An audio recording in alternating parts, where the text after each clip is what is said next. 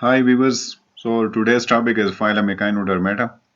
So in Greek, echinus means spiny, derma means skin and eta means to bear. चूंकि इनकी जो skin होती है वो खारदार होती है, स्पाइनी होती है, इसलिए इसको एकाइनोडर्मेटा कहते हैं. So you can see in this picture the skin is spiny. यहाँ पे खारदार स्किन है जो आपको यहाँ पे इनके ऊपर ये स्पाइंस नजर आ रहे हैं. That's why they are called echinodermata. Then evolutionary perspective तो तकरीबन 400 मिलियन साल पहले, जिसको पेलोजोइक एरा कहते हैं, पेलियोजोइक एरा में इसके तमाम मेंबर्स जो थे वो मौजूद थे, लेकिन अब इनके जो मेंबर्स हैं उनमें कमी आई है और सिर्फ 6 क्लासेस आजकल इनके बच गए हैं, बाकी एक्सटिंक्ट हो गई है. So there is a declining and 12 of 18 classes have been become extinct. तो 18 में से 12 क्लासेस एक्सटिंक्ट हो चुकी है और अब सिर्फ 6 क्लासेस रहती है. तो वो भी the reason is there symmetry, the radial symmetry, उसको फिर कभी डिस्कस कर लेंगे. Then relationship to other animals, कि इनका दूसरे एनिमल्स के साथ क्या ताल्लुक है और ये कहाँ पे बिलोंग करते हैं. So belongs to the clade Deuterostomia, या ड्यूटेरोस्टोमिया से ताल्लुक रखते हैं. क्लैड ड्यूटेरोस्टोमिया में इनके साथ जो दूसरे ऑर्गेनिजम्स है वो है हेमिकार्डेट्स और कार्डेट्स. तो ये यहाँ पे मैं आपको एक क्लेडोग्राम दिखाता हूँ कि किस तरह ये कौन से ऑर्गेनिजम्स के साथ बिलोंग करता है. So this is clad Deuterostomia, और ड्यूटेरोस्टोमिया में फिर दो ब्रांचेस हैं. एक ब्रांच में जो ऑर्गेनिजम्स है वो है फाइलम कार्डेटा, और कार्डेटा के अंदर फिर जो है वो सेफेलोकार्डेट्स है, यूरोकार्डेट्स है एंड वर्टिब्रेट्स है. एंड देन जो सेकंड ब्रांच है, सेकंड ब्रांच में इनमें जो है वो एम्बुलेक्रेरिया है. एम्बुलेक्रेरिया एक क्लैड है जिसके अंदर फिर दो यहाँ पे फाइला है, वो है hemichordates and echinoderms. So this is the cladogram of the deuterostomia और इससे ये बिलोंग करते हैं. देन ये ड्यूटेरोस्टोम्स जो है ऐसे कौन से करेक्टर्स हैं जिसकी वजह से ये सेम क्लैड में है. So these are all are coelomates. इन सारे ऑर्गेनिजम्स में सीलोम होता है, इनमें रेडियल क्लीवेज होती है, इनडिटरमिनेट क्लीवेज होती है और एंटीरोसीलस सीलोम होता है. ये क्या चीज़ें हैं तो मैं अगली स्लाइड्स में आपको दिखाता हूँ कि what is radial cleavage and other terms. We are going to discuss that in the next slide. So ये रेडियल क्लीवेज है. अब पिछले स्लाइड में हमने बताया कि ड्यूटेरोस्टोम्स में रेडियल क्लीवेज होता है. सो ये रेडियल क्लीवेज है. इसमें आप देख सकते हैं रेडियल क्लीवेज वो क्लीवेज है जिसमें न्यू सेल्स ओल्डर सेल्स के बिल्कुल ऊपर आ जाते हैं, अलाइंड होते हैं. So you can see these are the older cells, और ओल्डर सेल्स के ऊपर जो न्यू सेल्स है वो बिल्कुल अलाइंड है, एग्जैक्टली इसके ऊपर पड़े होते हैं. सो इसको रेडियल क्लीवेज कहते हैं. So this is in comparison to the spiral cleavage जो कि प्रोटोस्टोम में होता है. तो प्रोटोस्टोम में ये ओल्ड सेल्स हैं ये, और इसके ऊपर जो सेल है ये एग्जैक्टली इसके ऊपर नहीं है ओल्डर सेल्स के, बल्कि इनके बीच ये यहाँ पे पड़ा हुआ है. तो ये एक स्पाइरल सा व्यू देता है, इसलिए इनको स्पाइरल कहते हैं.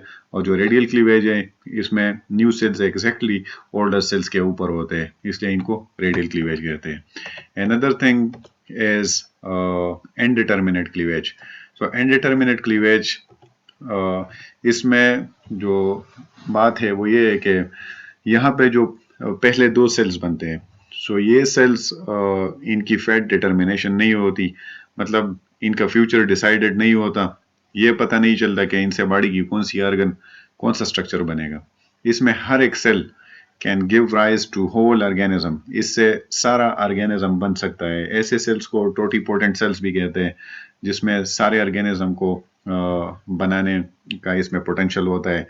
इसको टोटीपोटेंट सेल कहते हैं. जो दूसरा केस है डिटर्मिनेट, ये प्रोटोस्टोम में होता है. तो प्रोटोस्टोम में जो सेल्स है अगर ये एक दूसरे से सेपरेट कर लिए जाए तो इससे कुछ नहीं बनता, क्योंकि इनकी जो सेल की जो फैट डिटर्मिनेशन है, जो फ्यूचर है, वो डिसाइडेड है कि इससे स्किन बनेगी, इससे बोन बनेगी. तो यहाँ पे सेल्स जो है उनकी फैट, उनकी फ्यूचर वो डिसाइडेड है, इसलिए इनको डिटर्मिनेट कहते हैं. इनकी डिटर्मिनेशन हो चुकी होती है, और इनडिटरमिनेट में इनकी डिटर्मिनेशन नहीं हो चुकी होती. Another is enterocoelous coelom. इनमें जो कॉमन है वो एंटीरोसीलस सीलोम है. So you can see this one, this is anterocellus coelom. ये जो स्ट्रक्चर आपको नज़र आ रहा है, दिस इज़ गैस्ट्रूला। गैस्ट्रूला ये जैसे स्पर्म और एग ये एक दूसरे के साथ वो मिल जाते हैं, फर्टिलाइजेशन हो जाती है, तो उसके बाद फिर डिफरेंट स्टेजेस होती है, जैसे कि मोरूला होता है, फिर ब्लास्टूला होता है, फिर गैस्ट्रूला होता है।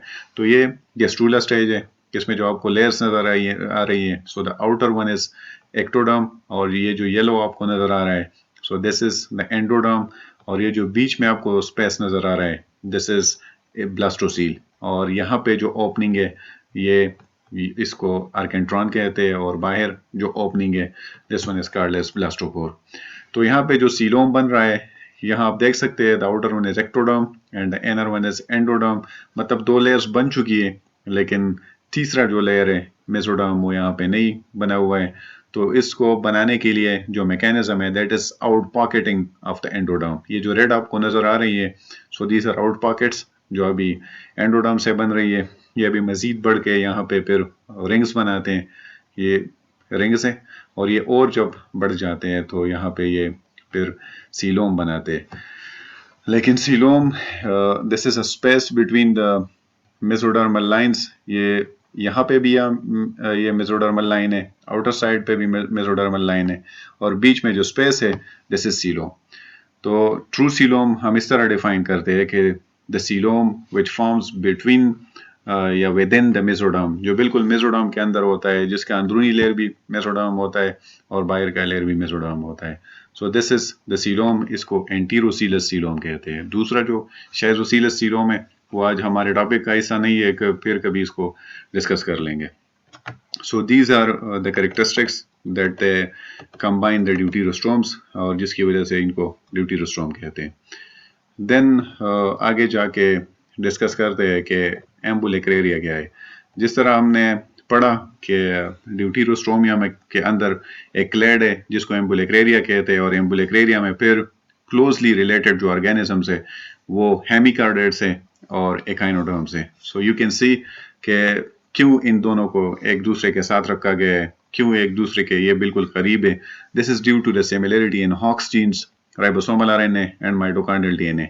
ये इनकी सीक्वेंसिंग हो गई है, हॉक्स जीन्स, राइबोसोमल आरएनए और माइटोकॉन्ड्रियल डीएनए, इनकी जो मैचिंग हुई है, इनको सीक्वेंसेस को जब कंपेयर किया गया है तो उसकी कंपैरिजन के बाद फिर इनकी मैचिंग आ गई है, and they are very much similar to each other because they have a very much similarity in their sequences. Then they have shared larval morphology. इनकी जो लार्वा है हेमिकार्डेट्स की और एकाइनोडर्म्स की, वो एक दूसरे के साथ बहुत सिमिलर है। उनकी जो मॉर्फोलॉजी है वो सिमिलर है, क्योंकि एकाइनोडर्म्स इनके जो एडल्ट्स है वो रेडियली सिमेट्रिकल है, और इनकी जो लार्वा है दैट इज बायलैटरली सिमेट्रिकल, और हेमिकार्डेट्स जो है उनका भी लार्वा बायलैटरली सिमेट्रिकल है। सो इनकी जो लार्वल फॉर्म है उनमें सिमिलरिटी है, तो ये एक और फीचर है जिसकी वजह से ये एम्बुलेक्रेरिया में एक दूसरे के बहुत करीब है। थर्ड जो रीजन है दैट इज ट्राइपेट्रिएट सीलोम। इनका जो सीलोम होता है वो 3 चैम्बर्स में डिवाइडेड होता है, इसलिए इनको ट्राइपेट्रिएट सीलोम कहते हैं। ये भी आगे जाके फाइलम में फिर डिस्कस कर लेंगे कि ट्राइपेट्रिएट सीलोम क्या है, लेकिन चूंकि इन दोनों में ट्राइपेट्रिएट सीलोम है इसलिए ये एक दूसरे के बहुत करीब है।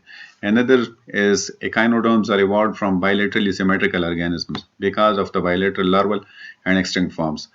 अब एकाइनोडर्म्स के बारे में कहा जाता है कि ये इस वक्त रेडियली सिमेट्रिकल है, लेकिन इनकी जो डेरिवेशन है, मतलब इनकी जो इवोल्यूशन है, वो बायलैटरली सिमेट्रिकल ऑर्गेनिज्म से हुआ है। और इसके लिए प्रूफ क्या है? प्रूफ ये है कि इनका जो लार्वा है वो बायलैटरली सिमेट्रिकल है, और इनके जो एक्सटिंक्ट फॉर्म है जो अभी इनको साइंटिस्ट को मिल चुके हैं वो भी बायलैटरली सिमेट्रिकल है। So these are the 2 big reasons जिसकी वजह से ये कहते हैं कि these are previously they were bilaterally symmetrical. So ये 2 चीज़ें, एक इनका जो लार्वल फॉर्म है और सेकंड इनकी जो एक्सटिंक्ट फॉर्म्स है वो दोनों बायलैटरली सिमेट्रिकल है। So this is the relation with the clade ambulacraria, जिसमें ये दोनों एक दूसरे के बहुत करीब है। सो ये जो क्लेडोग्राम है इसमें आप देख सकते हैं कि 2 ब्रांचेज है। ऊपर जो ब्रांच है उसमें सारे कार्डेट्स एक दूसरे के बहुत करीब है, और जो सेकंड ब्रांच है इसमें इनकी कलर सेम है, आप देख सकते हैं ग्रीन कलर में। सो हेमिकार्डेट्स और echinoderms they belong to the same clade which is called as ambulacraria. So this is all about the evolutionary perspective and then the phylogenetic relationship of the echinoderms with other organisms. So दूसरे फिर एक और topic में इंशाल्लाह